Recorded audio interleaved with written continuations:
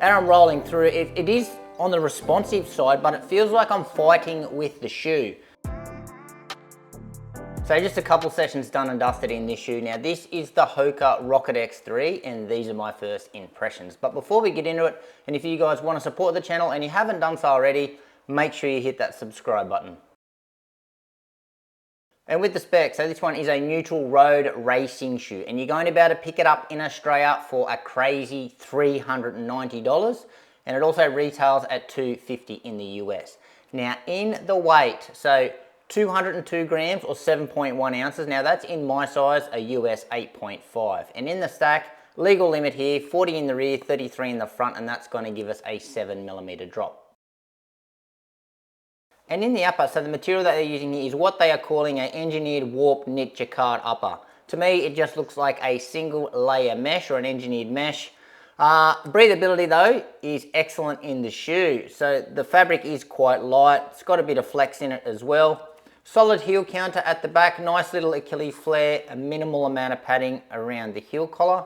Our tongue has also got a minimal amount of padding. The rest of the tongue though is meshed, but the tongue is not gusseted. Now it does move around a little bit left or right, but it didn't annoy me that much, to be quite honest. Reinforced eyelets down either side, so nothing fancy there. We can do the runner's knot in this one. They're using those notched shoelaces that you'll see in the Metaspeed series and also in the Alphafly Vaporfly, so good addition there. Lockdown, so pretty good, so through the midfoot, no heel slippage in the back, but in the fit in general, it's certainly a performance fit. So overall the volume in the shoe is quite low. True to size though in the length, but yeah, I won't say it's a narrow shoe, I'm going to say it's just a performance fit. Build quality excellent by Hoka, which they normally are these days, and stepping comfort, yeah, it's got a little bit of squish, so it's quite nice. And in the outsole, so they are using their sticky rubber here, and as you can see there, very smartly placed on the bottom of the shoe, segmented off just as I'd like to see. Some in the high wear areas here, sparsely there in the forefoot. Now, the actual rubber is quite thick, so especially for a race day shoe, so I'm actually quite surprised there. In the performance though of this outsole, I haven't had a chance to try it out in the wet conditions, so I can't report on that. But on the road, it still feels very tacky in the dry conditions. Durability though, I'm gonna say it's gonna be up there because this rubber is so thick. And in the midsole, so we've got the dual density foam set up here. So two types of foams, but they're both PEBA foams.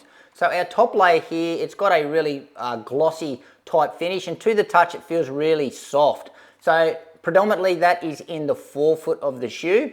And then under that, they've got a full length wing carbon plate, giving the shoe rigidity, and it holds the geometry of the shoe. Stiffness wise, yeah, it's a pretty stiff shoe. And you can see that little wing that I mentioned just there under the forefoot. Under the carbon plate, then we've got the bottom layer of that different type of PEBA foam. So lots of it here in the heel, and it does have a nice little slither of it there under the forefoot. Now in the geometry department, so this, it's pretty familiar to the Hoka Cielo X1 2.0 in terms of the shape of the rocker, but it's toned down from that shoe because that shoe, super aggressive, a big aggressive heel bevel and a really aggressive forefoot rocker. When you place these two shoes side by side, these front geometries are quite similar, but yeah, it's just not as aggressive. So think of that shoe, but just toned down a little, and also just a little bit more standard.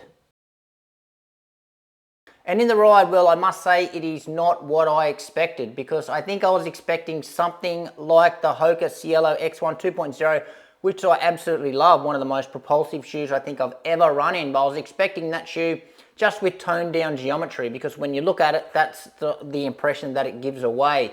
But I'm not getting that at all, so I'm not too sure if the foams are different, but I think they're the same. But I think it's just the effect that that geometry has on the ride of the shoe and how you compress these foams, and yeah, how different it makes the whole ride feel. So yeah, nice and soft. It's got a bit of bounce here through the heel. But where I come into trouble with this shoe is something going on with the forefoot. So the forefoot feels like, and I'm rolling through it, it is on the responsive side, but it feels like I'm fighting with the shoe.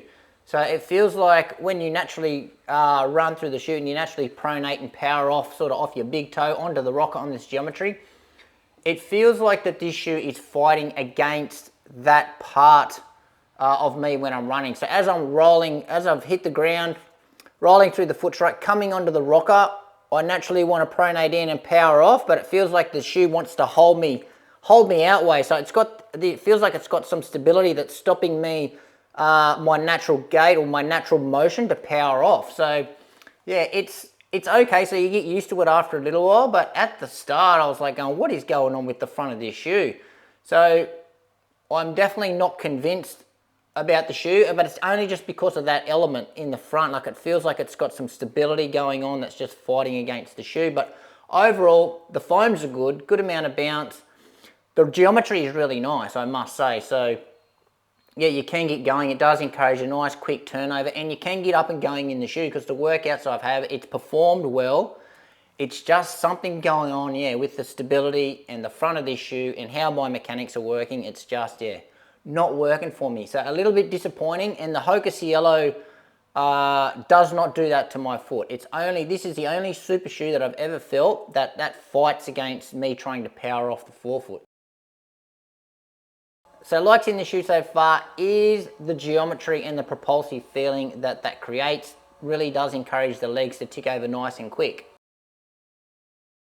And what I'm still figuring out is just what's going on here in the forefoot, and how this stability or whatever it's got going in the forefoot is just fighting against my mechanics. I'm not sure if this little wing tip is causing that, but yeah, it's something that I still need to figure out.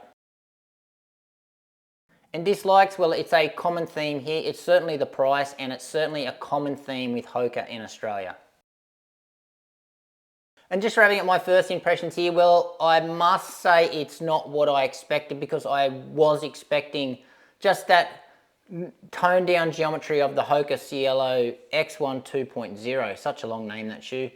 So yeah, I was expecting that, but it's not it. So if I didn't have this issue in the front of it trying to stabilize my forefoot and not letting it work naturally, then I think I would enjoy the shoe a lot more, because the foams feel nice, the geometry is nice, and it does feel fast. So yeah, it's just that one thing that's wrong with the shoe, but it's almost a killer. So what I'm curious about is, has anyone out there actually got this shoe and experienced anything like that, or is it just me in my experience in this shoe? So please let me know in the comments if you've got this and you've had a similar experience, because yeah, I can't work out what's going on, because it's the only super shoe, only race shoe that's ever done it to me. Like, I've felt daily trainers that have got a little bit too much support and sort of don't let you use your normal movement patterns or mechanics. They interfere with it, where you haven't really experienced in a race shoe. But anyway, let me know if this one's working for you, or let me know if you think it's going to work for you. Jury's out for me. I'm not convinced yet, but I will keep persisting. Thanks for watching. Make sure you give this video a like, subscribe to the channel, and we'll see you next time.